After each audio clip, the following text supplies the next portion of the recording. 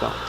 A questo punto io farei un po' un salto a pie pari in un argomento che potrebbe sembrare non vicino al vino, ma che dopo vi spiegherò il perché lo è.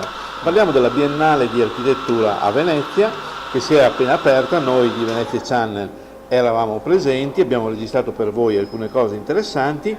Allora, ovviamente come al solito un grande successo di questa Biennale, ormai è diventato un evento internazionale che raccoglie adesioni da tutto il mondo e quindi effettivamente la risposta c'è. Quest'anno il tema è Free Space, quindi in qualche modo la qualità dello spazio, ed è, come ripeto, una qualità che ormai percepiamo nella vita nostra di ogni giorno, lo spazio, la qualità dello spazio che ci circonda, che viviamo, ecco, uno spazio che ci è come questo, qualità diverse in modi diversi. E una cosa interessante, intanto citiamo chi ha vinto il premio, è il Padiglione della Svizzera. Gli svizzeri insomma, sono sempre un pochettino, insomma.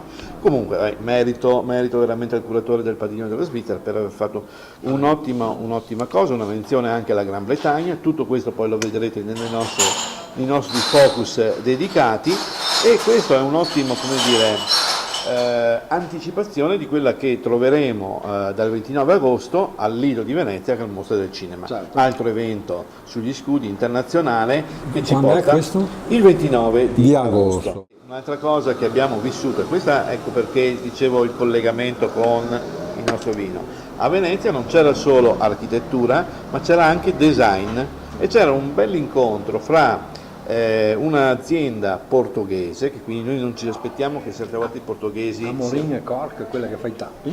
Ma potrebbe essere, o potrebbe essere stata uno sponsor, ma non lo è stato, ma un'azienda che si chiama Wawa e che in qualche modo opera, anzi in tutti i modi, opera nel campo degli occhiali attraverso due grandi dell'architettura e del design. Uno è Pedro da Silva e l'altro è l'architetto Alvaro Siza, grande nome che abbiamo visto spesso in giro. Ma la cosa interessante è che queste eccellenze si sono sposate con le nostre eccellenze. Infatti partner di questo evento era il consorzio del Pinot Grigio. Noi sappiamo che il Pinot Grigio quest'anno, diciamo, ha compiuto questo percorso di determinazione della DOC, che è una DOC che abbraccia 3 regioni, dal Trentino al Veneto, al Friuli Venezia Giulia, ed era presente proprio in questa occasione Nazareno Vicenzi, appunto del consorzio, che ci ha spiegato come per loro è importante abbinare queste qualità eccelse, quindi il Pinot Grigio, questa DOC. Dobbiamo aspettare la spiegazione e poi mangiamo un pezzo di pane. Ancora un secondo per il pane, perché oltre al Pinot Grigio era presente, qui ti lancio un assist, il consorzio del Durello. Durello, per te è una delle tue eccellenze che hai tenuto a battesimo in diverse occasioni. Non eccellenze, perché eccellenza è riduttivo. È riduttivo, ma non saprei come andare oltre. Stratosferiche.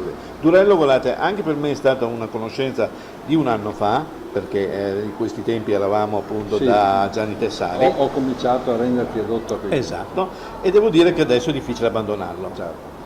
E quindi questa cosa qui, che in qualche modo architettura, design e vino si sono sposati insieme.